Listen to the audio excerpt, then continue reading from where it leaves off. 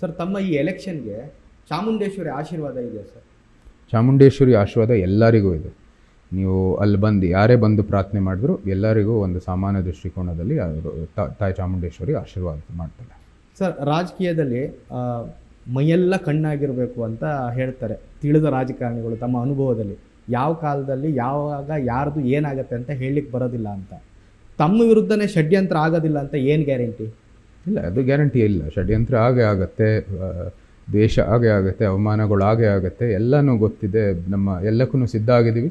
ನಾನು ಹೇಳಿದ್ದೆ ಮೊದಲನೇ ಇಂಟರ್ವ್ಯೂವಲ್ಲಿ, ಇದು ಸಾರಲ್ಲಿ ಯಾವಾಗಲೂ ಒಂದು ಸತಿ ಮೆಣಸಿನ್ಕಾಯಿ ಸಿಗ್ಬೋದು, ಇವಾಗ ಜಾಸ್ತಿ ಸಿಗುತ್ತೆ, ಅದನ್ನು ನುಂಗ್ಬಿಟ್ಟು ಭದ್ರವಾಗಿ ಇದ್ಕೊಂಡು ಮುಂದುವರಿಬೇಕು. ಓಕೆ ಸರ್, ಈಗ ತಮ್ಮ ಪೊಲಿಟಿಕಲ್ ಆಂಬಿಷನ್ಸ್ ಇಂಥದ್ದೇನಾದರೂ ನಾನು ಮಾಡಬೇಕು ನನ್ನ ಕಾಲದಲ್ಲಿ ಅಂತ ಹೇಳುವಂಥದ್ದು ಏನಾದರೂ ಇದೆಯಾ ಸರ್? ಸದ್ಯದಲ್ಲಿ ನನಗೆ ಧ್ಯಾನ ಇರೋದು ಭಾಳ ಶಾರ್ಟ್ ಟರ್ಮು, ಈ ಚುನಾವಣೆಯಲ್ಲಿ ವಿಜೇತರಾಗೋದಕ್ಕೆ, ಫಲಿತಾಂಶ ನಮ್ಮ ಪರವಾಗಿ ಬರೋದಕ್ಕೆ. ಆದರೆ ಅಫ್ಕೋರ್ಸ್ ಲಾಂಗ್ ಟರ್ಮಲ್ಲೂ ನಾವು ಯೋಚನೆ ಮಾಡುವಾಗ ಮೈಸೂರು ಮತ್ತು ಕೊಡಗು ಭಾಗಕ್ಕೆ ಒಂದು ಒಳ್ಳೆಯ ಅಭಿವೃದ್ಧಿ ಕೊಡಬೇಕಾಗಿರೋ ಉದ್ದೇಶದಿಂದ ನಾನು ಕೆಲಸ ಮಾಡ್ತಾಯಿದ್ದೀನಿ. ಅಷ್ಟು ಮುಂದೆ ಭವಿಷ್ಯದಲ್ಲೂ ನಾನೇನು ಯೋಚನೆ ಮಾಡಿಲ್ಲ. ಅಂದರೆ ಅಷ್ಟೊಂದು ಟರ್ಮ್ ಮುಂದೆ ಜನರು ನಮ್ಮನ್ನ ಆಯ್ಕೆ ಮಾಡಿದ್ರೆ ನಮ್ಮ ಧ್ಯಾನ ಇರೋದು ಮೈಸೂರು ಕೊಡಗು ಭಾಗದಲ್ಲಿ ಒಂದು ಒಳ್ಳೆಯ ಅಭಿವೃದ್ಧಿ ಮಾಡೋಕ್ಕೆ, ಒಂದು ಒಳ್ಳೆಯ ಸಮಾಜ ಸೃಷ್ಟಿಸುವುದಕ್ಕಾಗಿ. ಸರ್, ಮೈತ್ರಿ ಇದೆ ತಮ್ಮ ಈಗ ಕರ್ನಾಟಕದಲ್ಲಿ ಜೆ ಡಿ ಎಸ್ ಜೊತೆಗೆ ನಮ್ಮ ಮೈತ್ರಿ ಮೈಸೂರಿನಲ್ಲಿ ಎಷ್ಟರ ಮಟ್ಟಿಗೆ ಲಾಭ ನಷ್ಟ ಲೆಕ್ಕಾಚಾರ ಇದೆ ಸರ್? ಪ್ಲಸ್ಗಿಂತ ಪ್ಲಸ್ ಆಗುತ್ತೆ. ಅದು ಭಾಳ ದೊಡ್ಡ ಲಾಭ ನಮಗೆ. ನಮ್ಮ JDSನ ಹಿರಿಯರು ಮೈಸೂರು ಭಾಗದಲ್ಲಿ ಭಾಳ ಅನುಭವ ಇದೆ ಅವ್ರದ್ದೇನೆ. ಸೊ ಅವರೆಲ್ಲ ಪ್ಲಸ್ ಆಗುತ್ತೆ ನಮಗೆ. ಸರ್, ತಾವು ಬರೀ ಮೈಸೂರಿಗಷ್ಟೇ ಸೀಮಿತ ಆಗಿರ್ತೀರೋ ಅಥವಾ ಪಕ್ಷದಗೋಸ್ಕರ ಬೇರೆ ಕಡೆಗೂ ಪ್ರಚಾರ ಮಾಡ್ತೀರೋ? ಅದು ಪಕ್ಷ ತೀರ್ಮಾನ ಮಾಡ್ತದೆ. ಅವ್ರಿಗೆ ಗೊತ್ತಿದೆ ಮೈಸೂರು ಮನೆತನಕ್ಕೆ ಇಡೀ ಕರ್ನಾಟಕದಲ್ಲಿ ಒಂದು ಒಳ್ಳೆಯ ಅಭಿಪ್ರಾಯ ಇದೆ.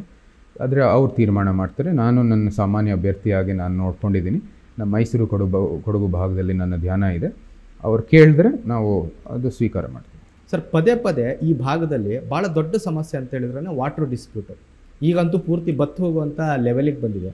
ಇದಕ್ಕೆ ಏನು ಪರಿಹಾರ ಅಂತೀರಿ ಸರ್? ನಿಮ್ಗೆ ಗೊತ್ತಿದೆ, ಕೆಲವು ಜುಡಿಷಿಯಲ್ ಬಾಡಿಗಳಿದ್ದಾವೆ, ನಮ್ಮ ವಾಟರ್ ಟ್ರಿಬ್ಯುನಲ್ ಇರ್ಬೋದು ಮತ್ತು ಅನೇಕ ಜುಡಿಷಿಯಲ್ ಬಾಡಿಗಳು. ಅಲ್ಲಿ ಹೋಗ್ಬಿಟ್ಟು ನಮ್ಮ ಪರವಾಗಿ ಏನೇನು ಸಲಹೆ ಇರ್ಬೋದು, ನಮ್ಮ ರಾಜ್ಯ ಸರ್ಕಾರದಿಂದಬೋದು ಕೇಂದ್ರ ಸರ್ಕಾರದಲ್ಲಿರ್ಬೋದು, ಅದೆಲ್ಲನೂ ಹೋಗಿ ಮಂಡಿಸಬೇಕು. ಅದರ ಮೂಲಕ ನಾವು ಇದು ಪರಿಹಾರ ಮಾಡಬೇಕು. ಅಂದರೆ ಈ ಭಾಗದ ಜನರ ನೀರಿನ ಹಕ್ಕನ್ನು ಕಾಪಾಡ್ತೀರ ತಾವು? ಅಫ್ಕೋರ್ಸ್ ಮಾಡಲೇಬೇಕು. ಜನರ ಪ್ರತಿನಿಧಿಯಾಗಿ ಅವರ ಪರವಾಗಿ ನಾವು ನಿಂತ್ಕೋಬೇಕಾಗಿದೆ. ನೀರು ನಮ್ಮ ಮೂಲ ಕರ್ತವ್ಯ, ನಮ್ಮ ಮೂಲ ಹಕ್ಕು ಆಗುತ್ತೆ. ಸೊ ಅದಕ್ಕಾಗಿ ಅದು ನಿಂತ್ಕೊಳ್ಳೇಬೇಕಾಗಿದೆ. ಅದರಲ್ಲಿ ಏನು ಪ್ರಶ್ನೆ ಅಂಥದ್ದೇನೂ ಇಲ್ಲವೇ ಇಲ್ಲ. ನ್ಯೂಸ್ ಫಸ್ಟ್, ನಿರ್ಭೀತಿಯಿಂದ ನಿಮ್ಮ ಪರವಾಗಿ.